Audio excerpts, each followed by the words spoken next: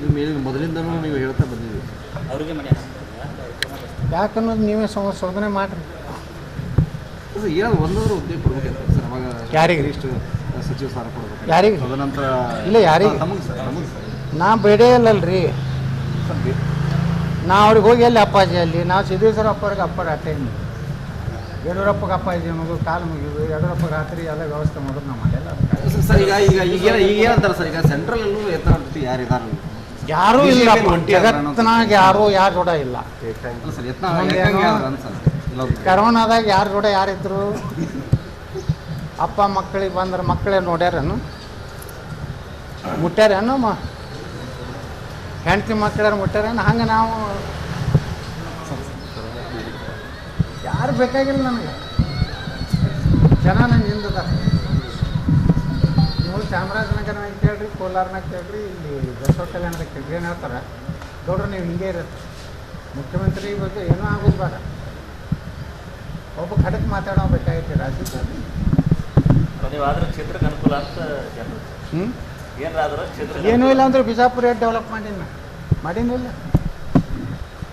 ಭಾರತ ದೇಶದ 6ನೇ ಒಳ್ಳೆಯ ಗಾಳಿ ಇರುವಂಥ ನಗರ ನಾನೇ ಮಾಡಿದ್ದಲ್ಲ. ಇಷ್ಟೆಲ್ಲ ಡ್ರೈನೇಜ್, ರೋಡ, ಲೈಟ್. ಈಗ ಹೆಂಗೈತೆ ಬಿಜಾಪುರ? ಮೊದಲು ಹೆಂಗೆ ಧೂಳಿತ್ತು, ನಿಮ್ಮೆಲ್ಲ ಕ್ಯಾಮ್ರಾಮ್ಯಾಗ ಎಷ್ಟು ಧೂಳು ಕುಂತಿರ್ತಿತ್ತು. ಈಗ ನೋಡ್ರಿ ಎಲ್ಲ ಕ್ಯಾಮ್ರಾಗಳು ಎಷ್ಟು ಸುತ್ತದವ ನನ್ನಿಂದೆ. ಸರಿಗೆ ಸಿದ್ದು ಸೌದಿ ಕೂಡ ಹೇಳ್ರಿ, ಯತ್ನಾಳ್ ಎಲ್ಲ ಸಾಮರ್ಥ್ಯ ಐತಿ, ಅದು ಅದೃಷ್ಟ ಇಲ್ಲ, ಸಿಗಲಿಲ್ಲ. ನಿಮ್ಮ ಪರವಾಗಿ ಮಾತಾಡಿದ ನನ್ನ ಕೈಯಾಗ ಕರ್ನಾಟಕ ಕೊಟ್ಟರೆ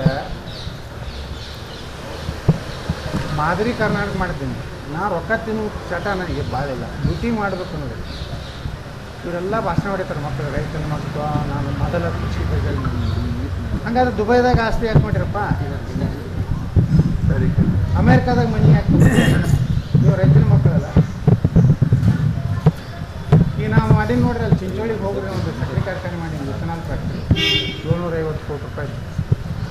ಚಿಂಚೋಳಿ ಕರ್ನಾಟಕದ ಅತಿ ಮುಂದೊಳದಂಥ ತಾಲೂಕು, ವೀರೇಂದ್ರ ಪಾಟೀಲ್ರ ಮತಕ್ಷೇತ್ರ.